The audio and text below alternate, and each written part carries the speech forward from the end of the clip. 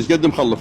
انا عندي 4 اطفال. الايتام ولدك؟ يعني انت ميت لو لا لا لو شنو؟ عندي وياي الساكنين اللي هم ولد اخو زوجتي، اللي هو ما حد ولد اخو زوجتي توفى الله يرحمه، وهم عافتهم بقويه ابني. بابا اي بابا هاي شنو هاي؟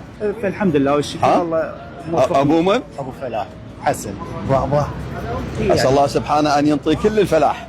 بابا جهال اخو زوجته، شوف ايش قد غيور. الله رسول الله صلى الله عليه واله يقول انا وكافل اليتيم كهاتان في الجنه. شايف شلون؟ اصبع على اصبع يقول وياي رسول الله صلى الله عليه وسلم. وبعدين شوف هذا الراقي، مو يعني مثلا ابن اخوه ابن اخوه جيرانه كذا، لا لا، المتوفي اخو زوجته، وذول اطفال ايتام ويرعاهم.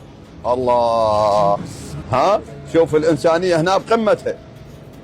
ليش بقمتها؟ لان هنا ماكو سبب عرقي طائفي قبلي يدفعه، ماكو سبب، لان اخو زوجته ما تربط وياه فد علاقه، ماكو يعني علاقه صله قرابه او لا، ماكو. ها بس هذا ربطته وياه غيرته. شوف ايش قد شهم هذا، ها يصرف على ايتام اخو زوجته. ربي يحفظك ويسلمك. اي كمل. اي فالمهم طلعت من يمها، يعني اخذت لي تك تك، اشتغلت بها فتره هاي.